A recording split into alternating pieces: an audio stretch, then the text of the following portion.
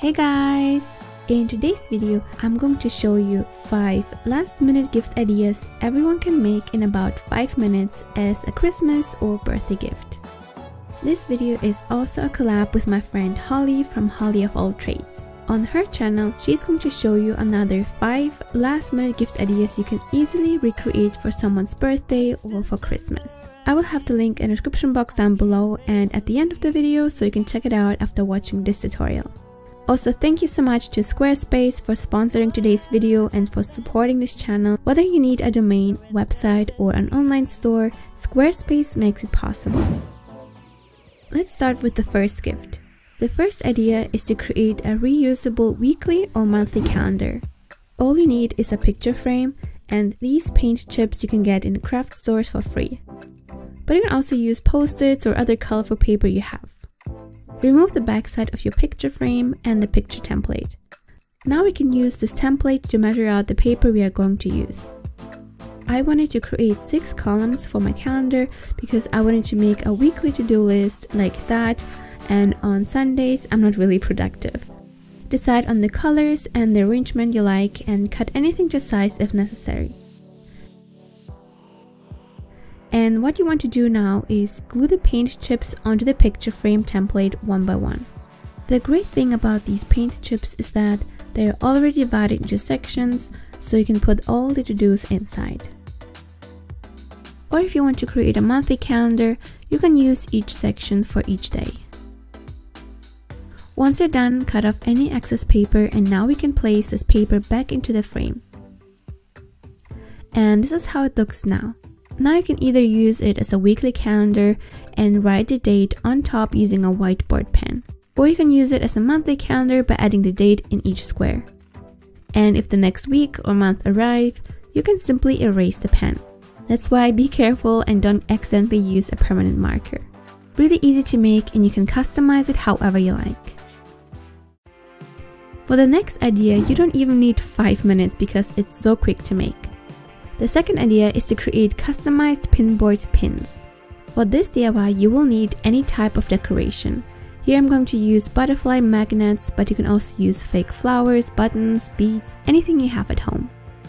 And you will also need plain pinboard pins. And now all you need to do is attach the decoration you have onto the pin using some hot glue. That's simple. Since I created butterfly pins, I thought it would be cute to use a plastic ornament and some decorative or just some colorful gift paper for the packaging. I simply crumbled up the paper so it slightly looks like a flower. And then I started adding the pins one by one by poking the pins through the paper so everything holds together.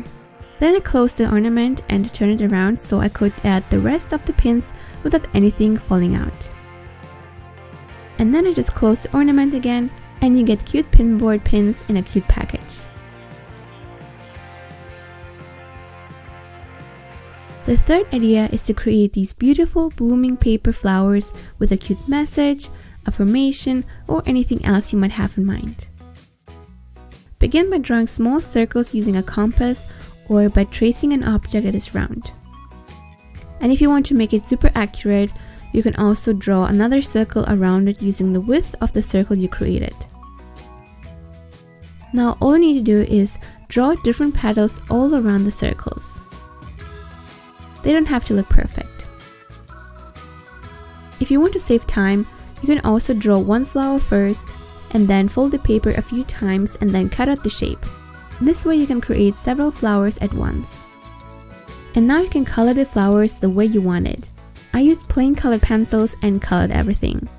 I also tried to use marker, but they just started bleeding at some point and it was a disaster. So I would recommend to use normal color pencils, not watercolor pencils. This way you avoid any disaster. Now to make these flowers even more special, you can now add a message inside each flower. It can be a cute message, an inspiration, or something else. And the other person can, for example, use one flower each day and read the message of the day. Now all you need to do is cut out the flowers if you haven't already and then start folding each petal towards the center while hiding the message. To make sure that the other person knows what to do with these, you can write a note telling that they have to place the paper into water. You can add the paper into a small gift bag, and when the other person places the paper into the water, the petals will start opening up and the message will reveal. And you get these beautiful handmade blooming flowers with a special message inside. The fourth idea is to create these beautiful mugs that are also super easy to make. The first thing you want to do is cover up the top part of a white porcelain mug with a plastic wrap and some tape. I just cut a small piece to size and then used some tape and applied it all around the rim, making sure that the top part is sealed and the lower area is even. To create a nice clean look, I also added the tape to the lower part of the mug. This way we can protect the area from the paint and create a nice clean edge later. Next, take a bowl or some other dish you have and cover it up with plastic wrap or some other foil you have, and then pour a little bit of water inside the bowl. And now we can finally add the paint. For this step, we only need some nail polishes. Begin by adding a few small drops into the water. We really just need a little bit. And then you can use a skewer and distribute the nail polish a little bit to create a nice pattern. We need to do that fast because the nail polish dries really quickly. And now take your mug, and while you hold it like that, place it inside the bowl and then slowly turn it so the nail polish can attach all around the mug. If you have a larger container, it will be a lot better, as this was a little tricky here. And you get something like this. If you see anything that you don't like, you can simply remove it with a tissue paper or a cotton pad.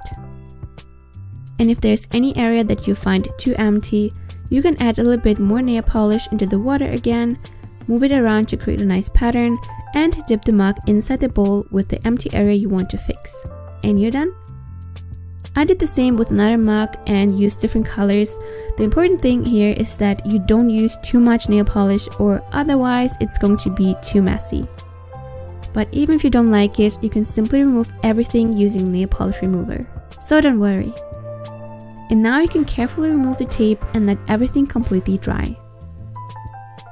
Since I was not sure how well it will last on the mug, I decided I will use a varnish to coat everything. For this step, I simply used Mod Podge and applied it evenly using a flat brush, but you can also use any other glaze you have. And when everything is dry, you get these beautiful hand-painted mugs. They're really easy to make and you can customize them however you like. The next idea is to create a heating pad that you can infuse with essential oils for health benefits. All you need is a piece of fabric. Fold it in half with the wrong side out, and then with some needle and thread, sew two sides together. For this step, you just want to pull the needle with the thread through the fabric in this diving motion until you reach the edge, and then repeat the step on the next side. Be sure to leave one side open, as we will add something inside later. Once you reach the end, you need to repeat the steps, but this time you want to add the needle right where you see there is no thread yet. But if you're a pro in sewing, you can go crazy with it. If you have super strong hot glue, you can use that instead, or if you have a sewing machine, it will be even quicker to make. Next, make a knot and cut off the excess thread. Then turn the fabric inside out to reveal the proper side of the bag we created. And now we can finally add the ingredient for the heating pad. And that's rice. Add some rice inside the bag. We don't need much. You can check from time to time if you're happy with thickness. And then you can add a few drops of your favorite essential oil inside. I added eucalyptus oil so I can inhale the scent while I'm sick to feel better. As you can see, I went a little bit overboard here with the oil, but that's fine. Now you want to fold the edges of the fabric inside the bag to create these flaps on each side. And then we can sew everything together. To sew everything seamlessly, I would add the needle with the thread right below the edge. And then just sew the flaps together without pushing the needle outside. So you basically use the inner flaps and sew them together while leaving the outer fabric in peace. Now all you need to do is make a knot, cut off the excess thread, and your heating pad is finished. Now you can simply add it into a microwave for a few seconds to heat it up. Also, thank you again to today's sponsor, Squarespace.com. If you have a friend or family member that you want to help to kickstart his or her career in blogging or maybe selling their own arts and crafts, you can also DIY a website and give it to your friend as a last-minute gift. But if you have no experience in designing a blog or a store, Squarespace is perfect for that. Squarespace is an all-in-one platform. They have beautifully designed templates that you can use to create anything you want. From a simple blog, website to an online shop, anything is possible. And if you have any troubles or if you need help with anything, they also have an award-winning 24/7 customer service that is there for you when you need it, so you never have to feel stressed and lost. So if you will be interested in gifting a free trial or maybe even a full year subscription for your friend, check out squarespace.com for a free trial. And if you want to save money for the full year, simply go to squarespace.com/Maccuccino to save 10% off your first purchase of a website. I really hope you enjoyed these ideas and found them helpful. If you did, be sure to give this video a thumbs up to support this channel. It will mean a lot to me. Don't forget to check out Holly's ideas on her channel and to subscribe for more arts and crafts related videos in the future, and to click on the bell button to get notified whenever I upload a new video on Thursdays and on Saturdays. Thank you so much for watching, guys. Have a wonderful day, and I will see you soon. Bye!